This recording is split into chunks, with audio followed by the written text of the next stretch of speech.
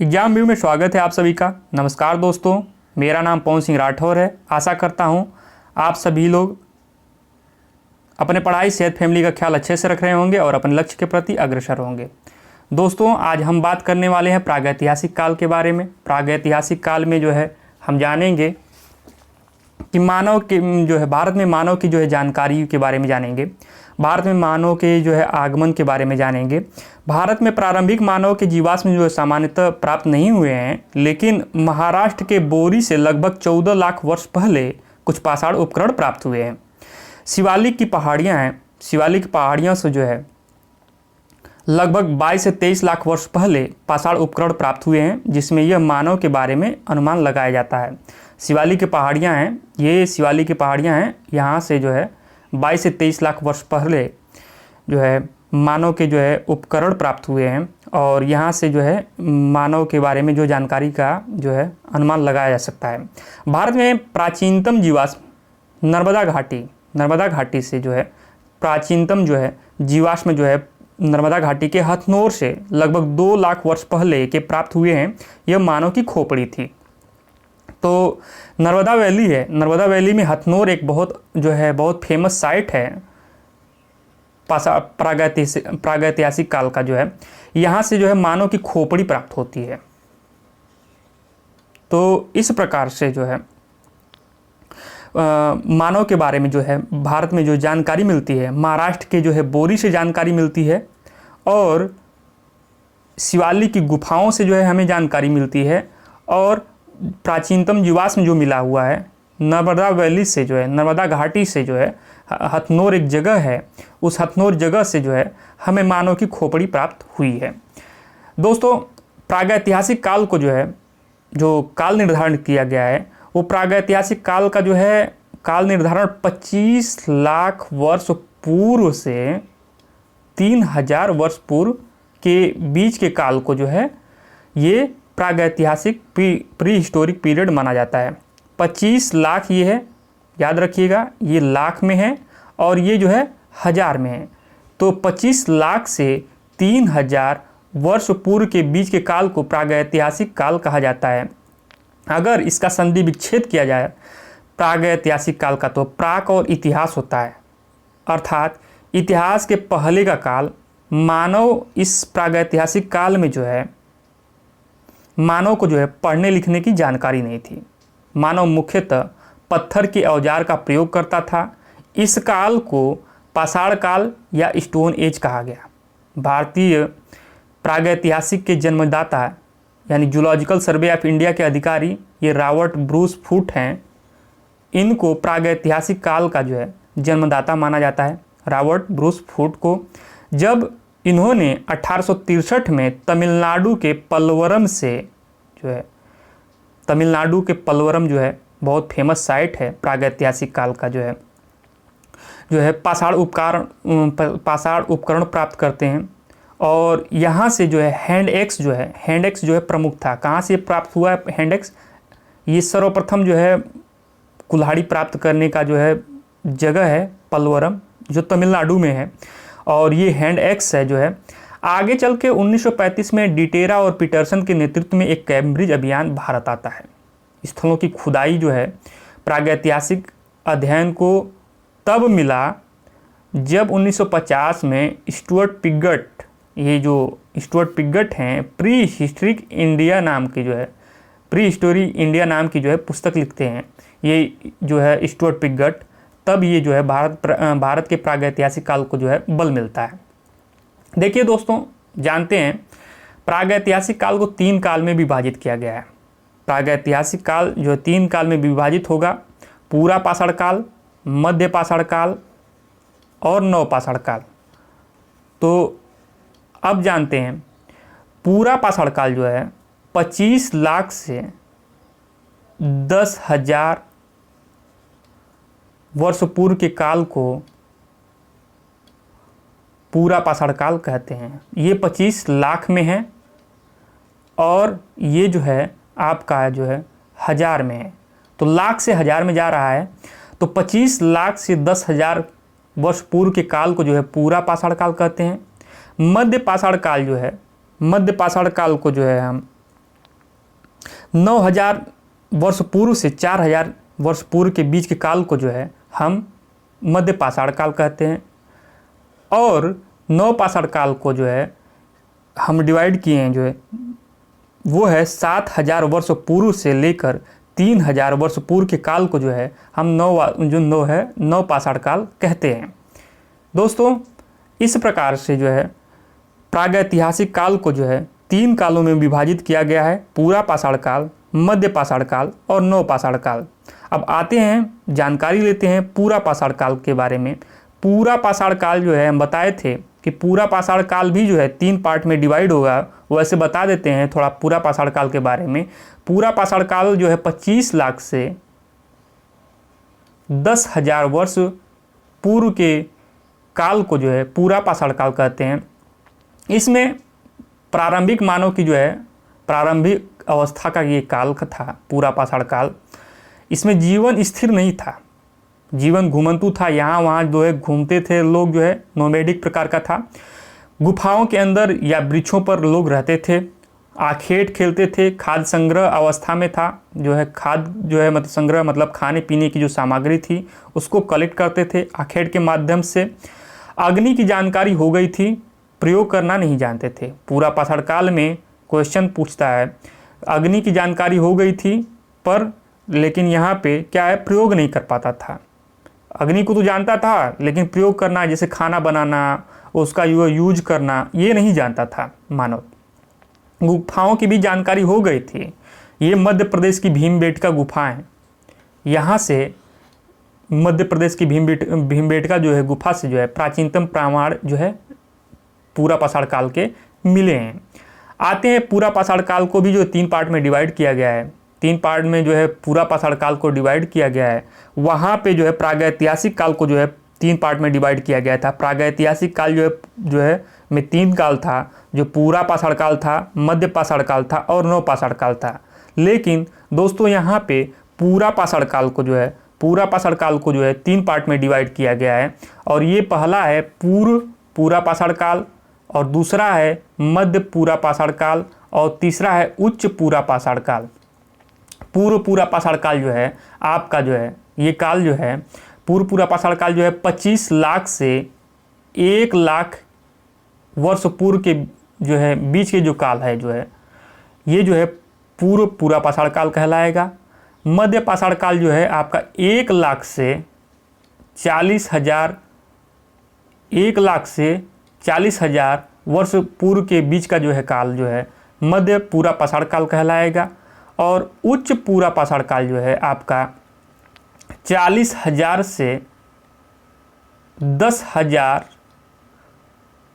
के बीच के काल को ये जो है उच्च पूरा पाषाण काल कहेंगे। अब दोस्तों आते हैं पूरा पाषाण काल, जो 25 लाख से 1 लाख वर्ष पूर्व के काल को हम कहते थे। इस काल में मानव मुख्यतः क्वार्टजाइट पत्थर का जो है प्रयोग करता था। क्वार्टजाइट पत्थर के बारे में जान लेते हैं। क्वार्टजाइट पत्थर वो पत्थर होता है, जैसे आज के ज़माने में देखते होंगे आप रेलवे ट्रैक पे या जो है सड़कों पे जो है जो कंक्रीट प्रयोग किया जाता है, वो एक हिसाब से जो है क्वार्टजाइट पत्थर का ही वो होते हैं। देखिए पूरा पाषाण काल में जो है निम्न औजार प्राप्त हुए हैं। ये निम्न औजार में जो है हाथ की कुल्हाड़ी है,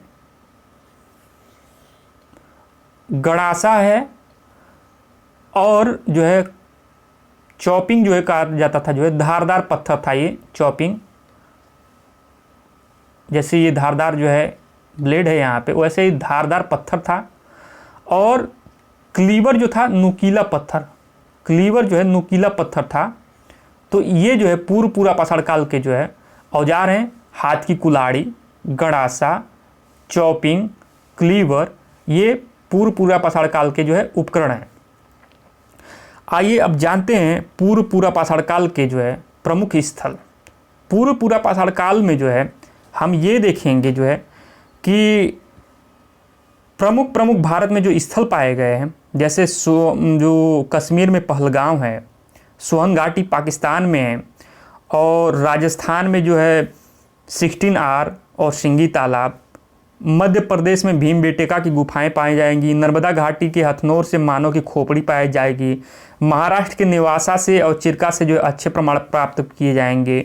आंध्र प्रदेश में गिदलूर और करीमपुर बहुत जो है फेमस साइट हैं।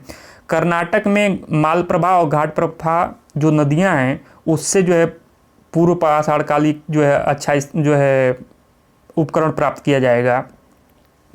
और तमिलनाडु के जो है कोलतयार घाटी है तमिलनाडु में, वहाँ से पल्वरम से सर्वप्रथम जो है हैंड एक्स की जो है प्राप्ति होगी।